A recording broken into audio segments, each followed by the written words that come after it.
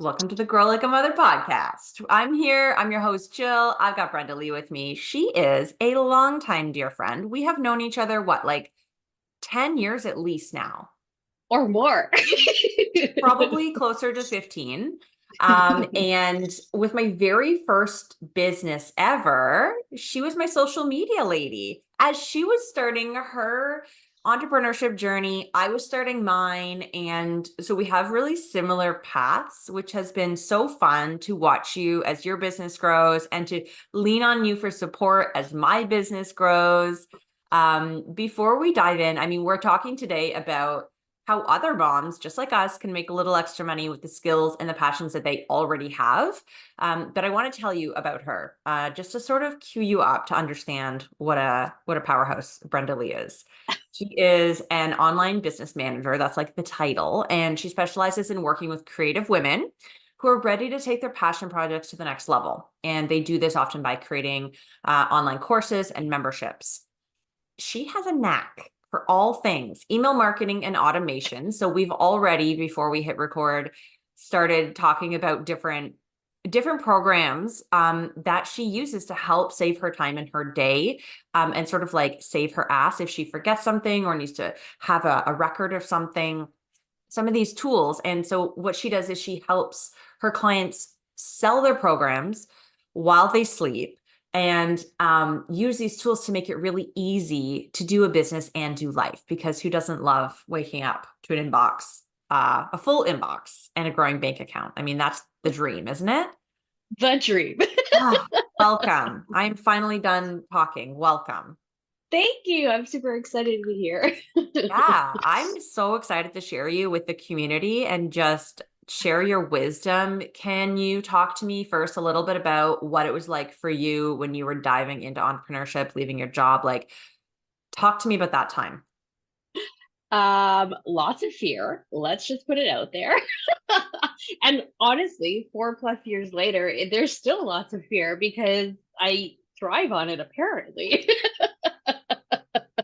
But you know what? It was definitely something that needed to happen even for like my own mental health. And when you've worked in like the sales industry for so long, I feel that a lot of people kind of get run down quite quickly. And I was noticing a lot of things were starting to kind of fall apart a little bit. And I made a decision that it was like, you know what, it's time to do things for me. And like I know we're mothers and our lives are literally about everyone else. And it really needed to just that change needed to happen. And so, 4 years later, I started off, as you said, as a social media manager slash virtual assistant, really wasn't sure what I was going to do. And I one day just decided I'm going to lean into what I'm good at, which was, recovering people pleaser over here. How do I turn that into a business? And it really ultimately turned into me being able to help others build their own businesses, even though I'm still building it my own, or excuse me, I'm still building it all completely right now. And it's a continuous thing, but I just have this thing inside me where I need to like help other people. And so I figured, why not do that in the business world as well? Why So that's kind not? of where it started. I love that. And I love how you sort of acknowledge that it was a mental health concern for you to continue Yeah. working where you were. Yeah. And many of us feel like that, where it's like the environment is toxic or the workload is overwhelming and just we're on the brink of burnout, or maybe we've had burnout a couple times and we just keep Yeah. going back to it because we think that's just the way it should be. Like our parents, they're like, you get a job, you work the job, you retire, right? Like That's that's life, right. but that's not the only option. There are a lot of ways to make money, and people like you and I who have taken that scary step and walked away from entrepreneurship, or walked away from corporate The 9 to 5. completely. Yeah. Yeah, I talked to someone recently who phrased it as she stepped into full-time entrepreneurship instead of, like I always say, like, oh, I quit my job and now I work for myself. I Yeah. love that phrasing of like, I stepped into full-time entrepreneurship or self-employment or something. And it felt like such a positive way to frame it, because it is this really wonderful, positive thing, even though it's scary. Absolutely. And like you're gonna see all over social media right now, where they're like the trend, right? Of make 10K months, do this, do that. But like none of them are actually talking about how to get there. And they're also not talking about, to loop back to the mental health aspect of it, they're not talking about how hard it actually is to do and to maintain. Because honestly, it is easy to just go out there and be like, I'm gonna do this new business. That's the easy part, but the continuing and like really doing the hard work every day, it's not easy. No, it's But not. we do And it. like, you don't have anyone to create a schedule for you, right? You have to show Right? up and have this big long day. And people ask me all the time, they're like, how do you fill your days? I'm like, are you kidding me? Like, I have a million things I want to do. It takes so much work. Yeah. And then there are other people who are business owners who recognize, they're like, oh my God, how are you doing this all yourself? Right? Because I'm not at that level yet where I can hire an Yeah. assistant or a marketing person or a bookkeeper, or like, it's still a Yep. one-man show over here. And Yep. it's a lot of work, and it is consistency. I think that that's the thing. When I talk to people who are starting up businesses or thinking about it, my advice is always like, realize that it's going to take you a very long time. It will take Yeah. you way longer than you think. But in doing the work in the meantime, and doing the journey and testing and failing and succeeding in here and meeting different people, your path is going, like, you'll find the path, because what you think it Yeah. is today is not what it will be. 100%. I mean, we said it earlier. I started off in the social media management, virtual assistant realm, and I had kind of been doing that on the side already for a family friend, and it was very much a easy transition for me. And I thought that, like, oh well, I've been in sales all my life. I can walk into a room and being like, hey, how's it go? Like I'm good at that. I know that. So I just started doing that, but virtually. And that was really like, honestly, that was the best way to just start. Make a mess, go in, do what you got to do. And then over the years, it's evolved. And like now I'm more on the OBM side of stuff, where it's not just about doing the small little tasks, it's very much about the strategic aspect of it. What are all of the things in my brain? I think I've been told that I'm an analytical type person, where I may not necessarily be the best person in front of camera, and I'm not necessarily like the best at the front of the house stuff. But when it comes to the back of the house, I'm like, oh, well, here are the 15,000 things that are going to surround one itty bitty thing. You've decided you're going to launch a master class.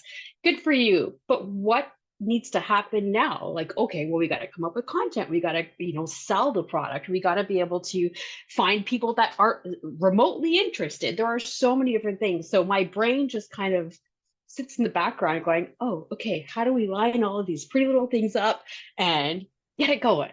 Yeah. Like, And there's a you, lot of business people out there who don't necessarily even think of that. no, because they're creatives and they're sort of like big picture thinkers, and they don't That's right. they don't know what they don't know. And that's what you help bring to the table, right? Like, you're Yeah. like, Yeah. have you thought about this? And I love being on your email list because you always offer so much value. Like, and it comes at the perfect time. For example, folks listening, I received an email saying, hey, doing a launch? Here are 5 like plug and play email templates for you that will help you. And it was the exact week that I was working on my email copy for a launch that I'm doing. And so it's so helpful to have somebody who knows what they're doing, Mm. and to be able to, like, I love these VIP days that you're offering. I want you to share about these, because I think that this is the smartest idea ever for someone who is like thinking about doing the thing, has maybe Yeah. never done it before, or has done it and realized how much work it can be. Yeah. Um, Talk to us about what the support in that aspect looks like, and to give us an example of like how many things there really can be to think about. Yeah. Oh my goodness. Okay. So VIP days. It's not necessarily a new concept, but it is something that I've just started to really offer to everybody and anybody. And the long and short of it is, you as a business owner, you have something that you want to launch, whether it's a master class, a new course, membership, whatever. it is sometimes difficult to really sit back and think about what are all the bits and pieces, as you said, right? So we need to think about your email content strategy. We need to be able to get online. We need to be able to do all of the things. And you're busy enough just even thinking of the content that you want to put together, right? So the VIP sessions that I've been doing, it's literally a 1 day intensive. I send you some information, some questions to kind of pull that messaging from you. And then I take that and I convert it into your full email campaign so that you can start launching your programs on autopilot. Now, I say autopilot because it's a hot topic word and people love to be like, oh, it's just done for, like everything's done. It's not necessarily the case. We still need to put the work in and really kind of create the content that's important. Okay, basically the long and short of your VIP days, and you're sitting there thinking about, okay, how do we create email automation for your upcoming launch? So we're going to sit back and we're going to think exactly what kind of automations, what is it that you want to do at the end of this email sequence, and how do we go there? So I will take all of your messaging and I will work backwards and really know exactly how to sell to your client. We're going to talk about who your ideal client is. We're going to talk about your program. I want to know why you do the things that you do. I've got a whole list of questions that I typically ask to get that information. And then I turn it into 6, 7, 8, however many emails that you need to be able to sell online. Included in that is all sorts of different templates that you could use for further campaigns. There's all sorts of stuff like workflows that need to go back. So when you send out an email and someone clicks on that link to, to sign up, well, what happens after that? Well, we got to say thanks. Thank you very much for coming in there. And then what happens? Oh, well, here's more information. If you're going to sell a program today, but it's not for another 4 weeks, do you really want them to forget about you over those 4 weeks? I mean, if you're doing the job, they shouldn't forget you. But we want to make sure that they're continuously interested in that particular product, right? So we're going to send follow-up emails. We're going to educate them a little bit more so that they're ready when it comes to it. A lot of this happens, like sometimes when you're doing a campaign, you're doing 30, 40 emails and you don't even realize it. And all of a sudden now you've wasted, I shouldn't say wasted, all of a sudden now you've really just spent so much time trying to figure out all the bits and pieces. Now, what are you going to do when it's time to actually launch? You're nervous, you're not ready, you're doing all of these things. So my VIP days are really for the people that are like, listen, I can't afford to pay someone month to month to month to help me create all of these automations on my own. So we do a one big day, put it in a little package, and then I deliver it. Oh my God. That's the long and short. That's fantastic. It's so helpful because it's a hand holding. It's like a done with you kind of service. Done for you, actually, because at the end of the day, you're giving me all of the information I need, and then I'm going to package it into a pretty little package and put it on. And then help us understand how we can put it together. What is the right amount of days between these emails going out, right? And what's important for the links and these values that we're giving and resources in the meantime. I love that. We don't think about that. Like if they're an early sign up, but we're promoting for 4 weeks. Yeah. Right. They need to hear from us in those 4 weeks, right? How do we ask them to share? How do we encourage them to show up? How do we and then after, what are we selling them on? Because when we host something like this, it's to sell something, it's to launch a thing, usually, right? And so there's so many pieces of the puzzle and so many pieces of technology that are required. This whole landscape now, I think if I should write it down, I probably am signed up for about 10 or 13 different platforms that help me do what I need to do. Yikes. It's a lot. It's a lot. That is a lot. I mean, I am a true Kajabi girl. I'm not going to lie. I use it with the majority of my clients, and I even use it for myself. It's a pretty penny. I'm not going to lie. But, when you think of your 12, platforms that you're currently using, how much money are you actually spending when you can use one platform that does all of the bits and pieces, right? So, but not everybody can do that. So they have to use different automation tools like Zapier or, to help connect all the bits and pieces. if that's the case, it's a little bit more work. But at the same time, you're really making sure that everything is being directed in the right direction. Yeah. Okay, what was the question that you asked? Oh God. So when it comes to like how many emails, it's a tough answer to answer. Like it's a tough one because everyone's different. Every program is different. Do you have a hot list? Like, is your list ready and primed? If they are, then it won't necessarily take as many emails as you think it might. If you have a brand new list, well, you're going to have to do a lot more nurturing because they still don't know you yet. They don't know if you're even the right fit. So there's a lot, it's a weird answer. Yeah. But let's take you for instance, your current launch, right?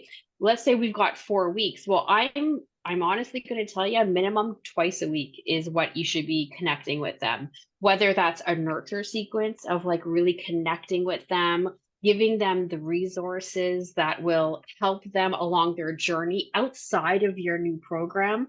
I'm very much in a give mindset, like do all the things to make sure that they can do it on their own. And then eventually, when they're ready to say, I can't do it, they'll come to you.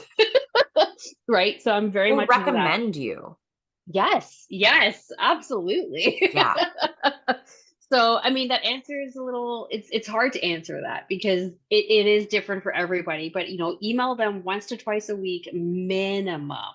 And then on top of that, include your sales emails. So for instance, right now, let's say we do an introduction, a minimum around 6. Okay. So let's do an introduction. And then we're going to talk to them all about your values. Go in with the actual content that here's what you're going to get. Here's what you're going to learn. And we always need to remember that we need to talk as if they are the main character. Because if you go in and say, well, here's what I'm going to provide for you, here's what I'm going to do for you, honestly, most people don't care. No.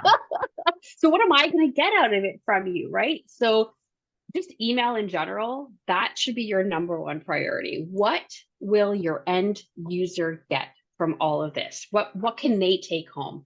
And if you remember that, the rest of it will just kind of start to fall in place. Yeah. I feel like I looped around there. No, that's great. That's fantastic. And I want to like remind the listeners who are like, wow, 2 emails a week, like that feels like a It's a lot, lot. but we need to we need to hear about something so many times Yeah, before we even consciously think about taking action on it. Like that's right. because of the fast-paced technical world where we are bombarded with messaging Yep. every day. Our Yep. brains can't even filter it. And so until we see something or hear about something or notice something multiple times, that's why we need like a long leadway, right? Up to something Yeah. like a launch. But taking It it back used a to step be, even, yeah, sorry, sorry, go ahead. I was Go. going to say, taking it back a step even further, wondering like, how does one even get into thinking about launching something? Like listeners are thinking, oh yeah, well, I'd like I know a lot about this. I'd love to do a workshop or a masterclass on the internet and help other women with this and maybe Yeah, make some money afterwards by working with them one-to-one and really helping and making impact. But I'm not a business owner. I don't know right. how to start. Like, what Mhm. advice do we have for these types of women who are they have a passion or an idea, but they're not confident or knowledgeable yet on how to like really go there? Okay, that's a good question. Honestly, I think it starts with literally that, just start. A lot of these people, if they are truly passionate about something, they're going to want to share their passions anyway. So I work with a lot of, let's call them micro influencers, and I'm putting the bunny ears for those of you who can't see. But I work with a lot of micro influencers who are literally out there not doing it for the dollar. They are going out and sharing their passion about farming, about gardening. They're sharing, that they love all things decoupage or painting, all of these things. And that's how they got started, was just by sharing their passion. So once you've really started doing something along those lines, your next step is getting those people off of social media, which means creating an amazing lead magnet and promoting it like it costs $1,000. Like, honest to God, go out there and be like, I have XYZ that I want to share with you for free, and then get them into your email list. And then from there, just start sharing even more about your passion over on your email list. And again, like I said earlier, give, give, give, give, give. If you really start there and just start sharing your passion, start giving other people reasons to be a part of your passion, honestly, all of the rest of it kind of lines up for you. And, from there, once you start getting that traction a little bit more, that's when you start saying, hey, guess what, guys? I want to teach more. Join me over here. Have fun. And if you have that energy behind it, people will follow. I Yeah. really do believe that. Like, I struggle when it comes to creating my own social media content. And it's because I am this bubbly type person and I'm always like, hey, how's it going? But then when that camera turns on, I'm like, Yeah. so if you're already in that space where you're enjoying it and you're having fun and you're just so passionate about it, the rest will follow through and people will get that from you and want to just be a part of it. It's contagious. It's totally contagious, and the right people find you based on your vibe, right? Like, I love and unsubscribe on my email list because I'm like, oh, you're not into Bye. this. Cool. Like, no worries. That makes some space for somebody who Yeah, is really into this with me. Like, don't exactly. don't be down on yourself if you're starting out and you've got like this small but mighty following, because it's about the relationships you're building with the people who are there right now, who are interested in what Yeah, you're doing. And even if you have plans to grow and desires to increase your reach and talk to more people, really remembering who is there with you that you can serve today exactly. is so important. And even if Yeah, they, because of the algorithm, they don't see all of your posts, or even if they can't read every email that they get from you, if they're still there with you and still loving what you're doing, you don't need to worry about that. You're that's still right. making That's right. impact. Yeah. Absolutely. You said earlier that, you're talking about, oh, well, even if they're not there reading all of your content or whatever it is, it's a really good point. I want to bring it up mostly because a lot of people are very afraid to be like, oh, well, I already talked about that. Great. Keep talking about it, because the people that are on your social media aren't necessarily in your email platforms. The people that are on your TikTok aren't necessarily the people that are on your Instagram, right? So if you continue to just really share about your passions and just tell everybody and anybody over and over and over again, it's just going to help everybody, the masses. You know what I mean? Yeah. Yeah, absolutely. And like, Yeah. people have the choice to opt out or to mute or to Yeah. unfollow. Like, if it's not for them, cool, it's totally fine. That doesn't mean you need to dim down your light and stop sharing the offers that you have, because Yeah. there are people out there who that offer is for, and what a disservice to them if you're not out there shouting it from the rooftops. That's right. And always remember that, like, if you're someone that's going to be out there in that educational piece, you want to create content and that kind of stuff, there are people that are literally 2 years behind you, and there are people 2 years ahead of you, right? So you yourself will always be learning and being able to go there. So that means you're always going to be able to help the people that are those 2 years behind you. So never think that, oh, this isn't good content. This isn't like what people want to see. Because guess what? You went through it yourself. You know that these are the types of people that need your help or whatever it is that you're promoting, right? Two thoughts about that. The first is like literally my business model. I just like learn and teach, right? That's just Yep. like what I do. So I love that we can continue to grow and learn and then Yeah, teach it to the that's next right. generation, if you will. But like, I was thinking about this the other day. I have evolved. So when I was first learning about, let's just say, spirituality or business or marketing or like any of these things that, 4 years ago I started learning about, I'm not interacting with, listening to, or following the same teachers that I was then, because Yeah. I've learned what I can from them and I've up leveled and I have found new teachers, Yeah. right? So it's totally fine to be that entry level teacher to someone. if you're not there yet, there is so much need for people like in those different levels of learning.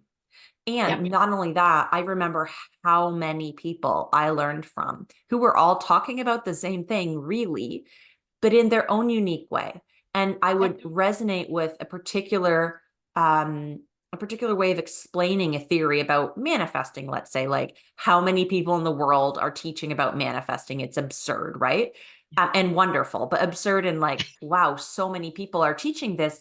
But sometimes from one person on one particular day, it's gonna land with you. You're gonna have that visceral understanding, right? So That's right. it's really important to be a teacher and share amongst others. You can't be the only one because you're not going to be able to help everybody.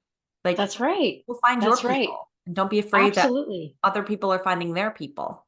Yeah, and it like loops right back to like express your energy, do you and be authentic. And I think that's one thing a lot of people have a hard time with is that authenticity, right? I have a hard time with it because I'm like sitting here going, how do I be authentic online? Like, I mean, I know just show up and be you, but a lot of people are so afraid to do that. And I will say this over and over and over again. Don't be afraid to get messy. Oh, Just do it because guess what? We can clean up the mess later. I mean, we're parents, right? They spill the milk. And, what do we do? Do we freak out and being like, you spilled the milk? Like, no, you're like, all right, dude, yeah. now you know not to do it. Here's a towel. Here's a towel. The nice thing too about first starting out that I kind of miss, to be honest, is like being able to show up knowing that nobody's watching. Like literally Yep. nobody cares yet. It's just such a wonderful opportunity to practice what feels good. And I went Yep. through these phases where I would like do my hair and makeup and just Yeah. like be there because I thought it was making me look really professional. And maybe it did, Yep. but that's not authentic to me every day. Like here Yep. we are today and my hair is almost dry from my shower, like this is just how I show up. And it took me a long time to feel comfortable knowing how to speak, but also how to look and how to feel in my body as I showed up for these Yes. things. And if you look back, like to the very beginning of either one of our Instagrams, you're going to see a completely different person showing up than you see today. And that's the point. Like that is the point of the growth 100%. journey through business. 100%. Absolutely.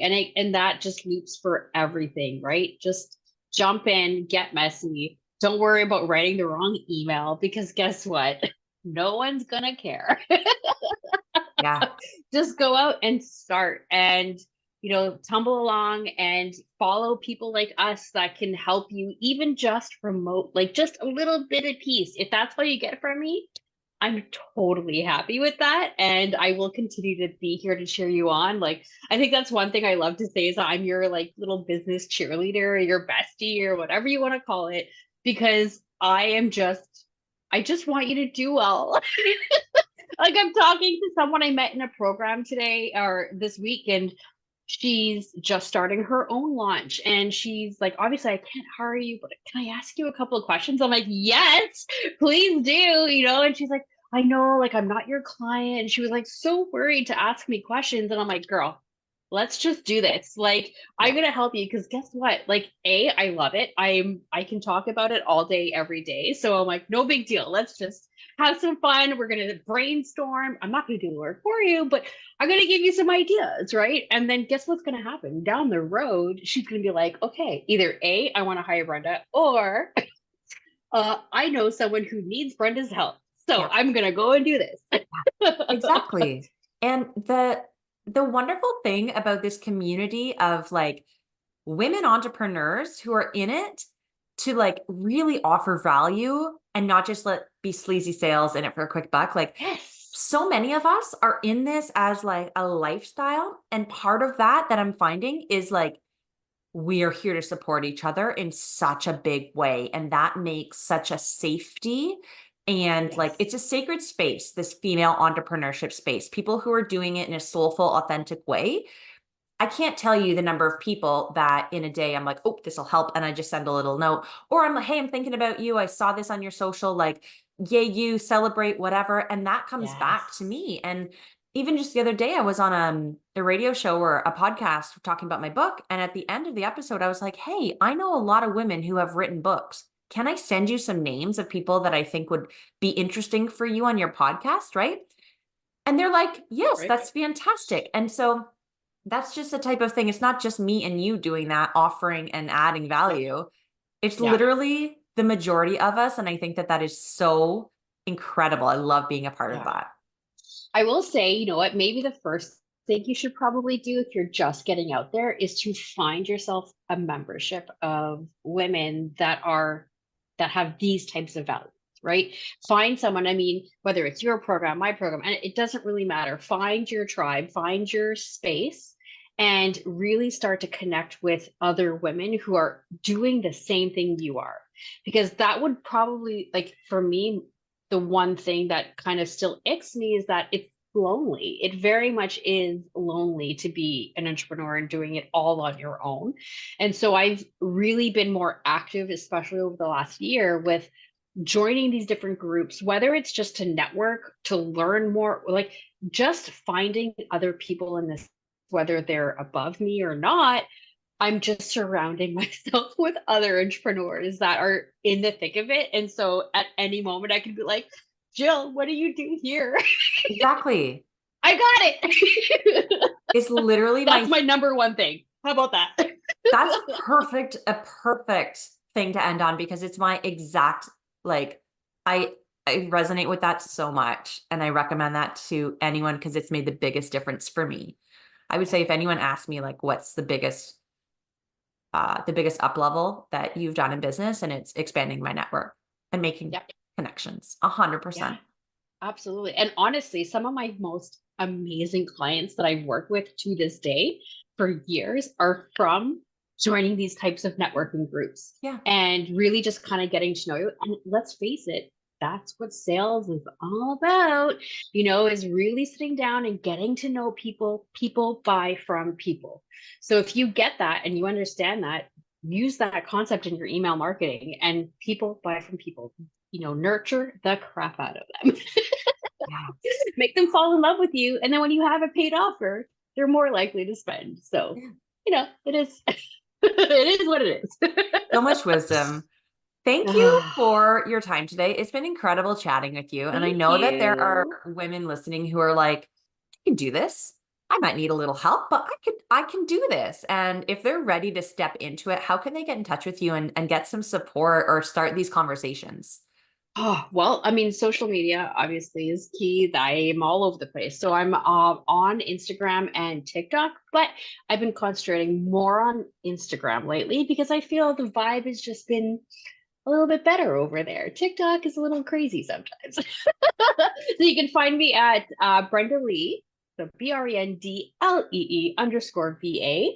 And I'm just thinking about it too. I mean, how about a masterclass? Does anybody want a masterclass on email marketing? Yeah. Just for this? Let's Yes. do it. Let's Send do me it. a DM. And we can definitely do a free masterclass to get your people going. So, Oh, that'd be amazing. let's do Well, that. okay. Yeah. We'll put a link. We'll set it up. We'll put a link in the show Okay, notes. So when this perfect. episode is live, it will already be in the works and you can sign up. Excellent. Oh, thank you. That's fantastic.